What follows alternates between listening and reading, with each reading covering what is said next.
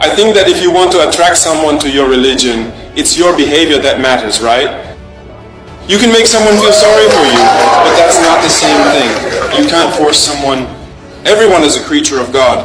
And if you think you are truly religious, you must love God's other creatures. A lot of people used to come see us. They wanted Burkina to become an Islamic state. Terrorism would end, that's for sure. We would have peace, but we would be a rear base, a cancer in the middle of West Africa to destabilize the others. Me, I don't operate like that. You can't manipulate me like that. And when you demonstrate that you refuse to be manipulated, you become an enemy. There are things that I will still keep to myself. But if I have to reveal them one day, I will. But I'm saying this so that those who manipulate people who don't think too much here, pay attention. Otherwise, we can go all the way and address the issue. Our country is our country, and we are here fighting for our country. No one loves our country more than we do ourselves. There are a lot of events. I was just talking about production and all that a moment ago. There are people who tend to make comments that undermine social cohesion and so on. And as I said, when this law was passed, it was us, the Muslims, who were the first to complain. Why aren't the others complaining? Why? But have we ever sat down and asked ourselves why? I think that if you want to attract someone to your religion, it's your behavior that matters, right? You can make someone feel sorry for you, but that's not the same thing. You can't force someone. Everyone is a creature of God. And if you think you are truly religious, you must love God's other creatures. Because you haven't given life to anyone. You can't create a human being. It is God who created all of us. You don't have the ability to create a human being, and yet you want to kill someone just because they don't follow you in your life. Why? But ask yourself the right questions. Are we cursed? However, if you take a look at the history of Christianity, many people in Europe are Christians and all that. In 2026 nowadays, do you hear about anyone wanting to kill their brother just because of a discussion like this? It's because of religion. He doesn't like his brother, he wants to kill his brother.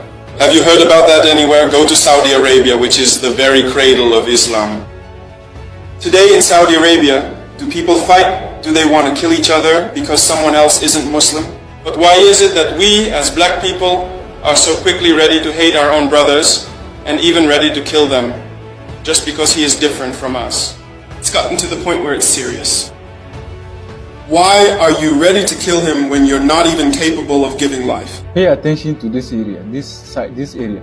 And you know very well that God forbids you from killing him. True Muslims, when a mosquito bites them, aren't even allowed to kill it. They have to catch it and cut off one of its wings. That's what is said.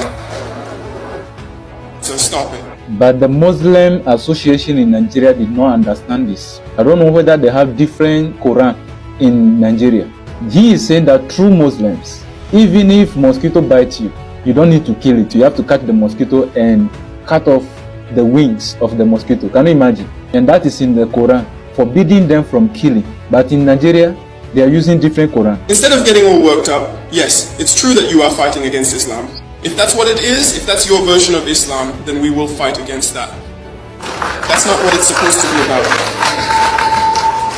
They say it's a religion of peace, but you extremists, you need to get a grip. If you don't get a grip, in any case, the fight has already begun. It's extremism that has led to terrorism. You say, no, the other person must be killed. Why? No, please, take it easy. Take it easy. There are even people like that. Anything someone does, they say, oh no, that's for the kafirs, that's kafir. Morale, as if you created what, exactly? I'm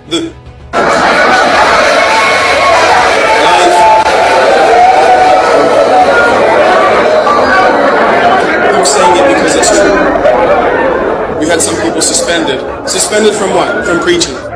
That's right. We have suspended some people from preaching, haven't we? And it will continue. If people keep it up, it will continue.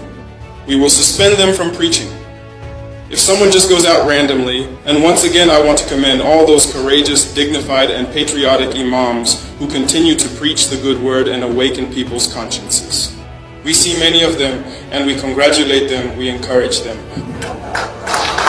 But as for the extremists, we will fight them. If you think you can live in the 7th century, then go. Find a bush, sit there and live. Since normally everything is haram, the water from Olea, the pipes, and what about that? It's a cafe that made it. That apple there, it's a cafe who made it.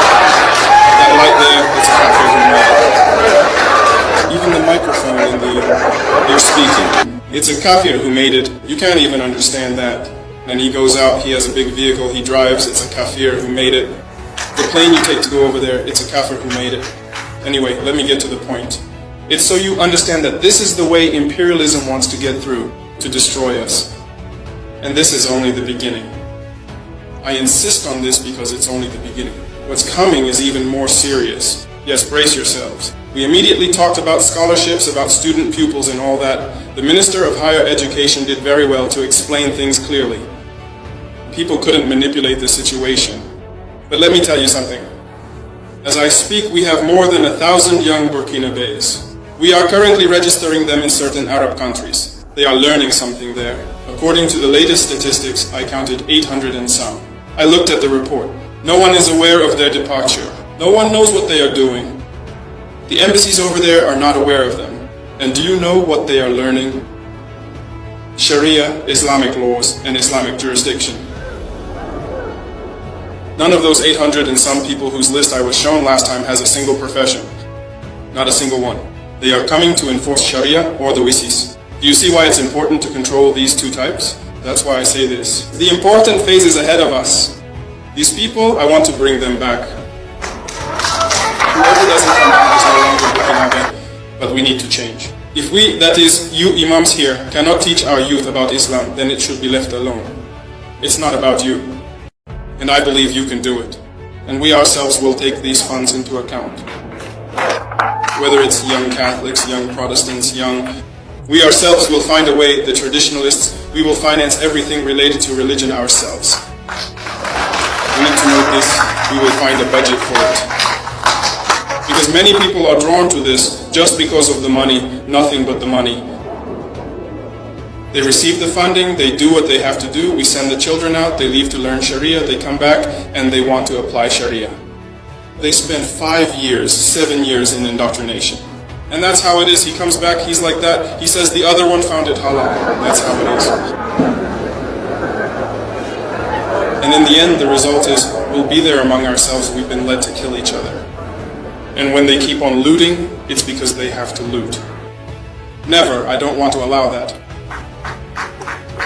So, those people who were there, I heard people saying, no, oh no, they supported me. What is that? If you supported me because of that, then don't support me anymore. That needs to be clear. But we have a goal, and we will reach that goal.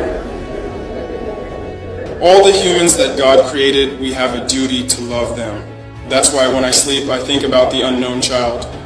The child I don't know, who is in the farthest corner of Burkina, are all the children in Burkina sleeping? If they're not sleeping, then I can't get any sleep myself. Do all the children in Burkina at least have a meal to eat? If they don't have anything to eat, then I can't find any rest. And I will make sacrifices for that. So I will not let anyone come and divert us from our path. Never. And we need to become aware, I'm talking about Africans in general, about black people, about our history, about our current situation, because slavery is not over. People are still continuing slavery. You might not actually know this, but even today, in the year 2026, black people are unfortunately still being captured and held against their will. So they don't consider you as human beings. They see you as animals or things, but why us? Should we behave like animals as well? No, I refuse that. We need to give a strong response to these people now. Imperialism has no color. It's everywhere, and we must